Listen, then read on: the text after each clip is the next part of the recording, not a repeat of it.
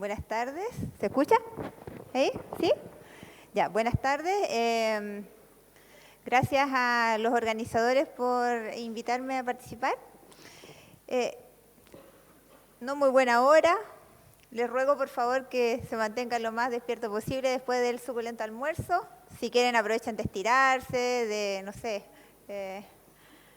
para que podamos conversar un poquito. Bueno, me tocó hablarles de una enfermedad que es de las principales causas de alteraciones morfológicas de la cadera a largo plazo, ¿ya? Se trata, ¿cierto?, de una enfermedad que describieron a principios del siglo pasado tres investigadores. Cada uno le dio una explicación distinta, solo sabían que era una alteración que ocurría en niños pequeños en la cadera. Y finalmente, dadas las investigaciones que se han hecho, se ha concluido que la enfermedad de Legg-Calvé-Perthes es una necrosis vascular idiopática que es autolimitada y que afecta a la cabeza femoral en la edad pediátrica. En cuanto a su epidemiología, la edad típica de presentación es en la edad preescolar, escolar baja, 4 a 8 años, aunque se ha visto en niños muy pequeños, como de 2 años, o incluso en pacientes 12, 13 años, e incluso en algunos adolescentes. La prevalencia es bastante variada, va desde un 0,4 a un 29 por 100.000 niños menores de 15 años, y va a depender básicamente de la dependencia por la etnia. Se ve más en razas blancas, en pacientes caucásicos, y no solamente de la raza, sino que además de la ubicación que la población presente, ¿ya?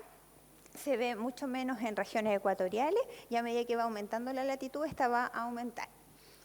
La relación hombre-mujer es de 4 a 5 es a 1 y más o menos entre un 10 y un 15% la podemos ver en ambas caderas. Bueno, mucho se ha estudiado, sobre todo en los últimos años, pero no se ha concluido en una causa específica para esta enfermedad, ¿ya? La causa es desconocida. Se supone que hay factores tanto de tipo genéticos o que aporta, ¿cierto?, el mismo individuo, en que eso lo va a hacer susceptible a esta alteración, y van a haber también algunos factores ambientales que son los que van a gatillar el proceso de la enfermedad, ¿ya? Como no hay una prueba científica, ¿cierto?, de que hay causas por sí solas que vayan a provocar la enfermedad, se dice que tiene una etiología multifactorial. Muchos factores relacionados, algunos trabajos los han confirmado, otros trabajos los han descartado. Los puse ahí no para que se lo aprendan de memoria, sino que para que tengan más o menos una visión, ¿ya? Uno de los últimos trabajos que aparecieron, donde los enumeran y van diciendo y confirmando o no algunos. ¿Qué se sabe? Se sabe que la causa, no la causa, sino que el efecto que se produce sobre la cabeza primario es un evento isquémico. ¿Por qué le puse ahí una S? Porque lo que se dice más es que no bastaría un solo evento isquémico, sino que tenemos que tener al menos 2 eventos o más para que esta enfermedad se desencadene. Ahora, igual hay trabajos que prueban que con un solo evento también podemos desarrollarla, ¿ya? Ahora, cuando se produce este evento isquémico en la cabeza femoral, no solamente vamos a tener, vamos a tener daño en todos los componentes, ¿ya? Vamos a tener daño tanto en el cartílago articular, que en este caso el cartílago articular, sobre todo en su capa profunda, que está cerca del núcleo de osificación secundario, va a hacer las veces como de cartílago de crecimiento. Entonces, esta zona va a parar como su producción y vamos a tener un cese de la osificación endocondral, ¿ya? Además, ¿cierto?, va a haber una separación de la zona cartilaginosa que está en la zona subcondral. Se va a separar el hueso subcondral de la porción cartilaginosa. va a haber una invasión también vascular de este cartílago y también va a haber una nueva vascularización accesoria, ¿ya? La epífisis misma, o sea, el núcleo de osificación, también va a ser afectado, va a haber una necrosis del espacio medular, va a haber también alteración de las trabéculas, va a haber un engrosamiento quizás de estas trabéculas y va a haber una invasión posteriormente de tejido fibrovascular y de tejido de granulación, ¿ya? Y por supuesto va a haber una reabsorción del hueso necrótico. Nuestra fisis, ¿cierto?, también va a ser afectada, sobre todo en la parte anterior de la en la zona epifisiaria. Y vamos a ver la aparición de focos de crecimiento en la zona periférica de la metáfisis, ¿ya?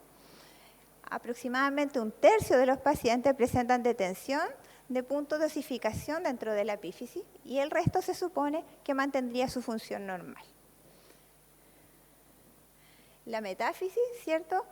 Van a ocurrir cambios en etapas tempranas de la enfermedad, va a ser en la zona, como les decía, adyacente a la fisis y aparece tejidos de distinto tipo, tanto fibrocartilaginoso, hay necrosis de la grasa, proliferación vascular y fibrosis local.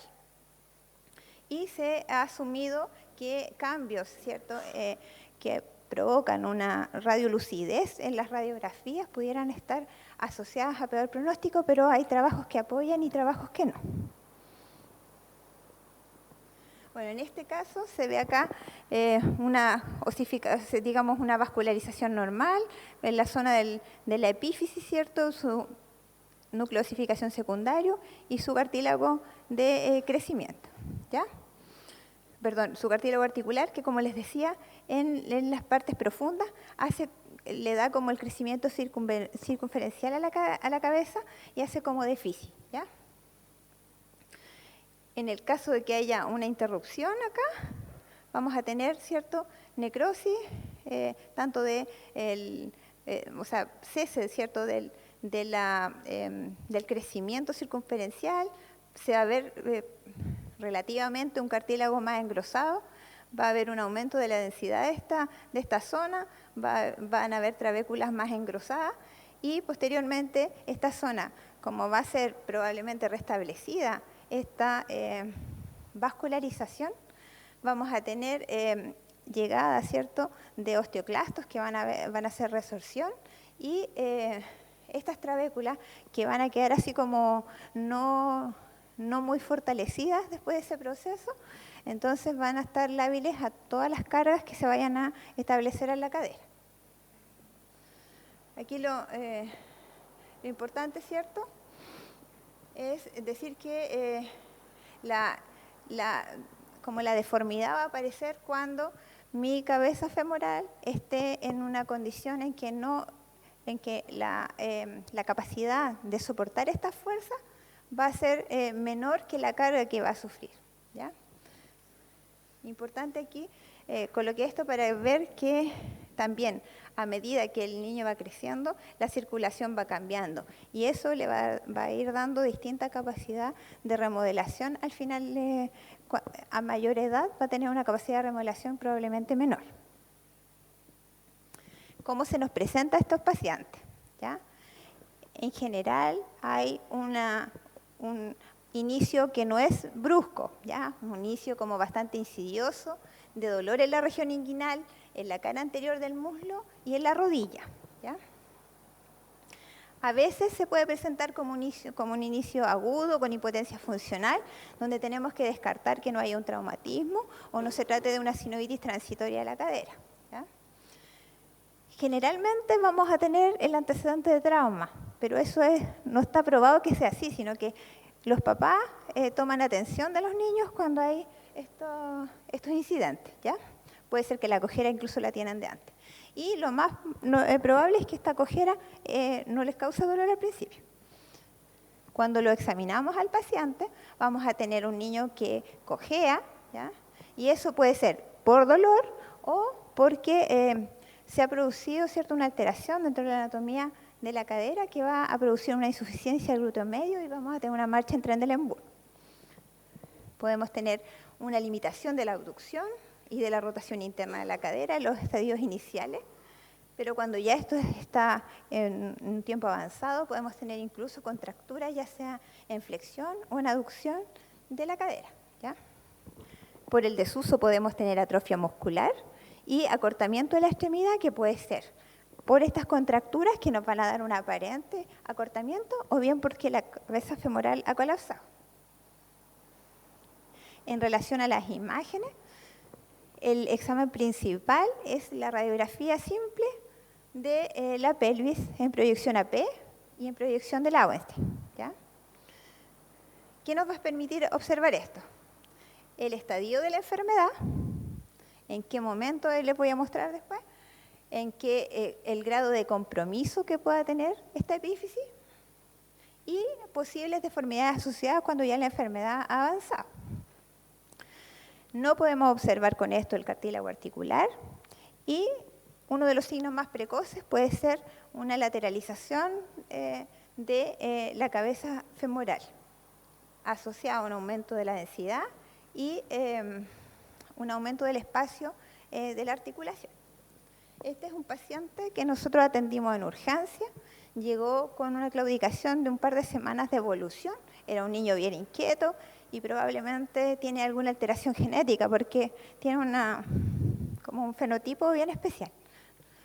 El niño solo cojeaba, tenía una cojera y un poco de limitación de la abducción, nada más. No tenía fiebre, no tenía antecedente traumático, o sí, tenía antecedente traumático, la mamá por eso lo llevó, por accidente escolar, ¿ya? Y le tomamos esta radiografía, esa era su radiografía inicial. Si uno lo ve así a la ligera, en realidad no ve nada, pero si uno lo ve con un poquito más calma,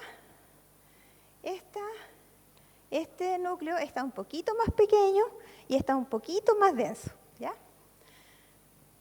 Esto después le voy a mostrar otros exámenes. Esta fue su radiografía inicial, también tiene la Lauenstein, pero la Lauenstein no estaba muy buena, por eso no la puse.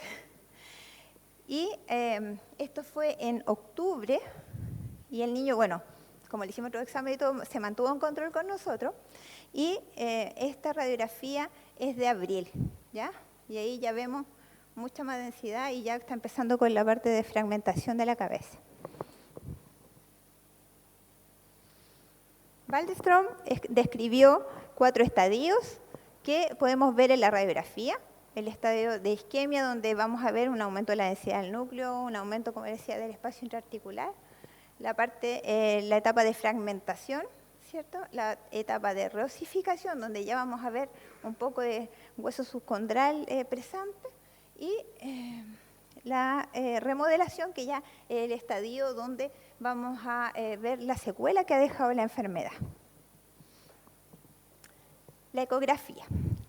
La ecografía es útil para descartar en una etapa inicial la posibilidad de derrame articular, ¿ya? Nos sirve para hacer diagnóstico diferencial.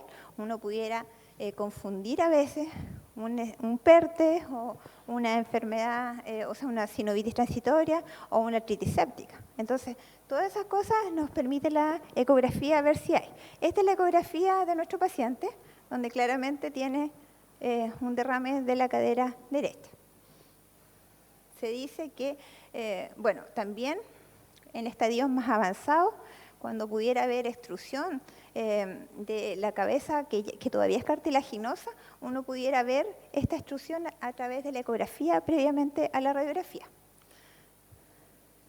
Se dice que si tenemos un paciente con dolor de cadera, un engrosamiento cartilaginoso en la ecografía y una atrofia del cuádriceps por desuso, uno pudiera sospechar altamente una enfermedad de Lescarpes-Pertes con una sensibilidad de 71%, pero con una especificidad de 99%, ¿ya? El scintigrama es un examen en que nosotros tenemos alta sensibilidad, pero poca especificidad. Entonces, nos dice que hay algo, pero no nos dice qué, ¿ya? Es útil para hacer diagnósticos diferenciales y hubo un tiempo en que se usó mucho porque la posibilidad de hacer otros exámenes era menor, ¿ya?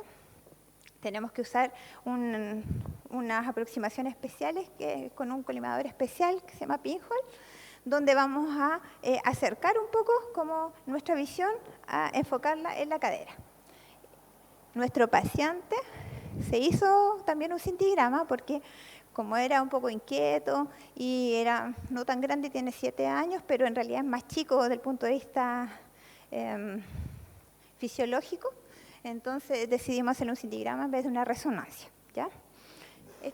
Y acá tenemos las imágenes de la cadera donde vemos ahí la falta de irrigación de la cadera derecha, ¿ya? En algún momento se hizo la clasificación de Conway, que veía la revascularización de la cadera en 2 caminos, uno a través de la permeabilidad de los vasos que se habían ocluido en algún momento y otra a través de vasos de neoformación que vienen a través de la fisis, por la zona central. Eso le da un cierto pronóstico, pero ahora cada vez es menos usado. La resonancia es como lo más prometedor en el último tiempo. Es muy sensible para el diagnóstico y el pronóstico en etapas muy tempranas, incluso antes que aparezcan las alteraciones radiográficas, ¿ya? Permite ver toda la porción cartilaginosa de la cabeza y no sirve cualquier secuencia. No cualquier secuencia va a mostrar, ¿ya? Si nosotros pedimos una resonancia sin medio de contraste, o sea, sin gadolinio, vamos a pedirle una secuencia que se llama imagen ponderada por difusión, ¿ya? Y en esa lo que se hace es calcular un índice que se llama coeficiente de difusión aparente. Este coeficiente de difusión aparente, normalmente cuando hay falta de irrigación, vamos a tener un aumento de este coeficiente. Generalmente, cuando uno tiene un PERTE, la epífisis va a captar, o sea, digamos, va a tener un coeficiente más elevado que la contralateral, ¿ya?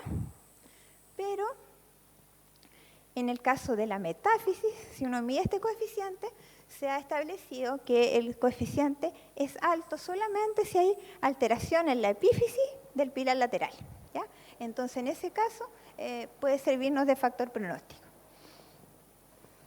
Y cuando le agregamos gadolinio, mejoramos su función, hacemos una resonancia en que se mide perfusión y nos da una visión mucho más clara del área verdadera que está involucrada en la necrosis.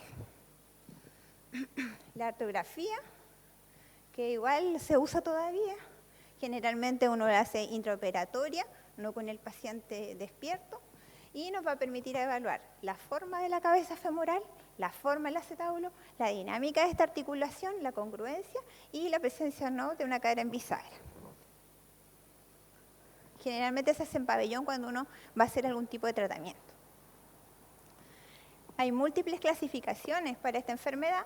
Una de ellas, y la primera que se usó, bueno, después de Waldenström, que la dividió en etapas, la clasificación de las clasificaciones intentaron después dar un pronóstico, y estas son, primero fue la de Catterall en la década del 70, en que la dividió en 4 grupos de acuerdo al compromiso que tenía la cabeza femoral. El grupo 1 tenía un compromiso solo anterior, el grupo 2 tenía un compromiso del 50%, generalmente anterocentral, el grupo 3 con un 75% de compromiso y evidencia de un secuestro dentro de la cabeza, y un grupo 4 en que había un compromiso total, ¿ya?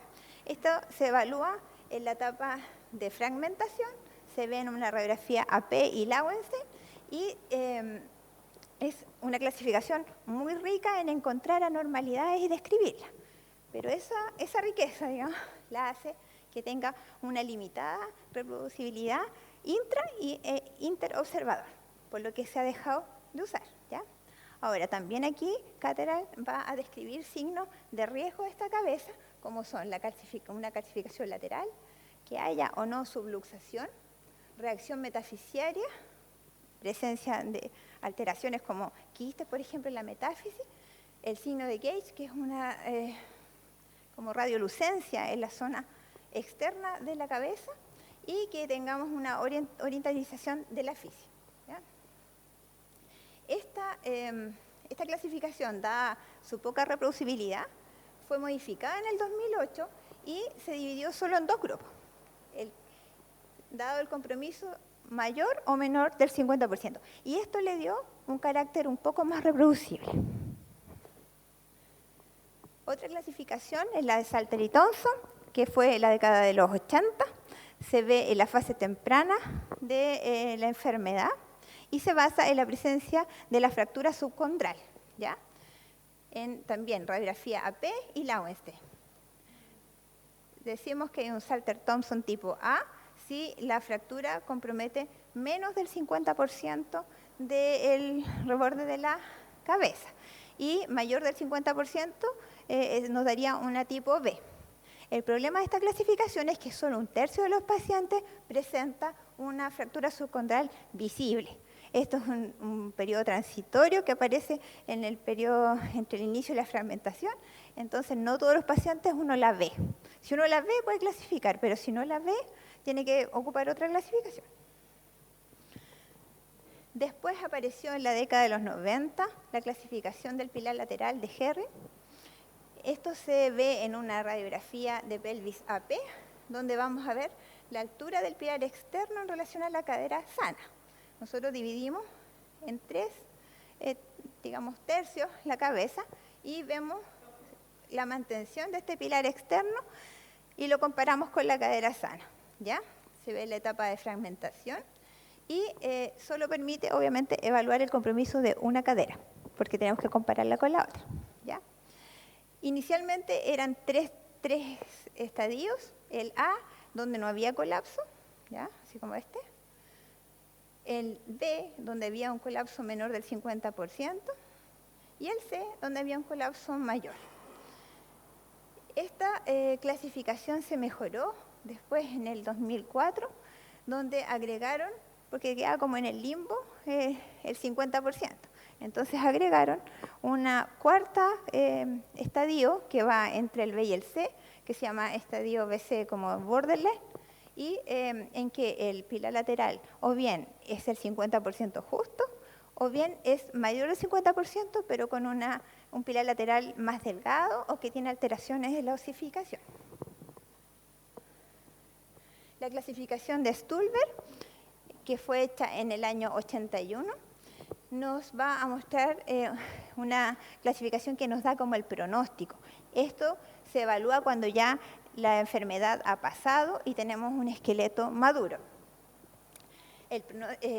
Va a considerar tanto la deformidad de la cabeza femoral como la congruencia articular. Y tenemos 5 estadios, ¿ya? Y se basa, ¿cierto? La presencia... A ver...